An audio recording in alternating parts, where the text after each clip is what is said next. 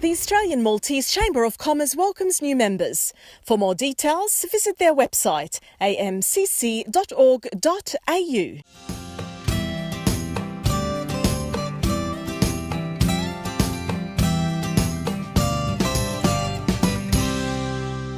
Fit-taqsima li jmiss il-kollega tiegħi Mark Avellino ser laqana ma' Steve and Marthese Varga jirrappreżentaw lil Malta f'kompetizzjonijiet internazzjonali tas-sajd bir-rixa. You guys have got quite an interesting story. You're in a unique position where you live in Australia and you represent Malta in quite a different sport. Would you like to tell us about what the sport is? Okay, the sport we've participated in is fly fishing.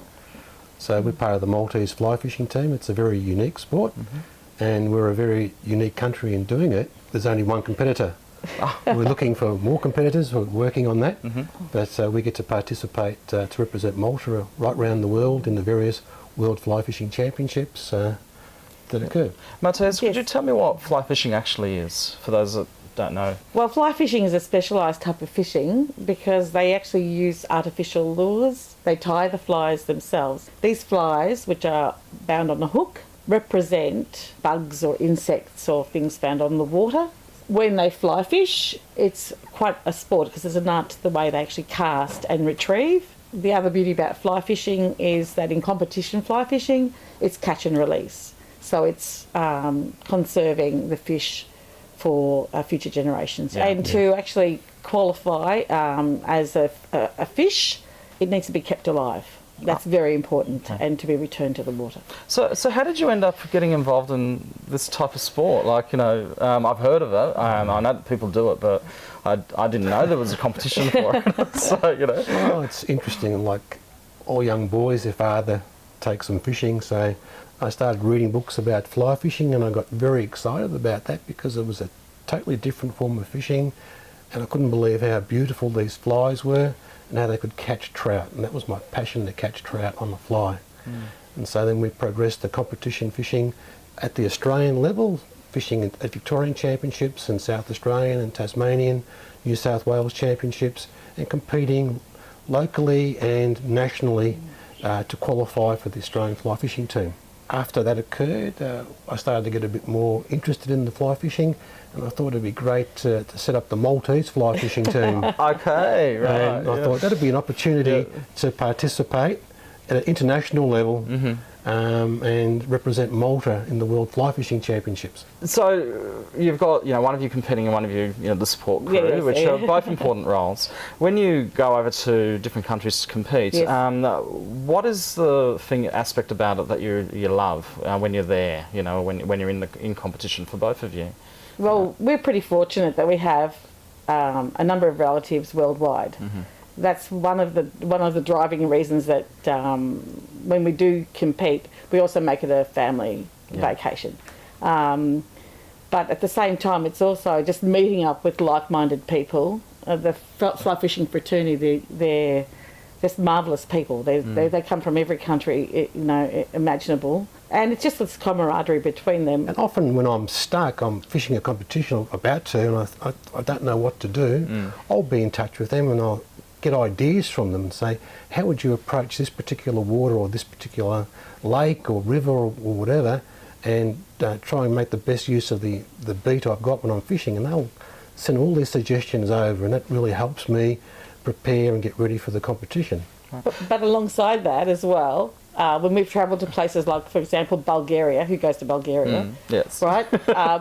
But the fly fishing champion of Bulgaria actually took us for a week and guided us through Bulgaria.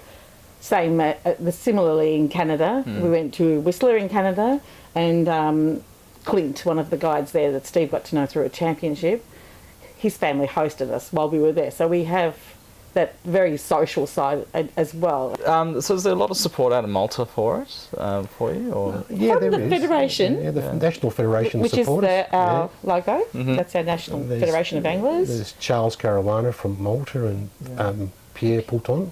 They're in the Federation, and they always say, we love you to represent Malta, and they're very happy that we are representing them. Yes. And in the Federation there are 35 countries? About 35 countries. Yeah. And what sort of, are they all kind of, European-based countries, or like obviously Australia and... USA, Canada, Mexico. South Africa, Mexico, and then the majority then are from Europe. Europe. Yeah. Yeah, Because in Europe it's a very big sport.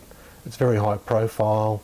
There's obviously lots of rivers in Europe, and there's many more anglers fishing. And in the Australian scene, there's probably about 100 members of Fly Fish Australia, give or take a few.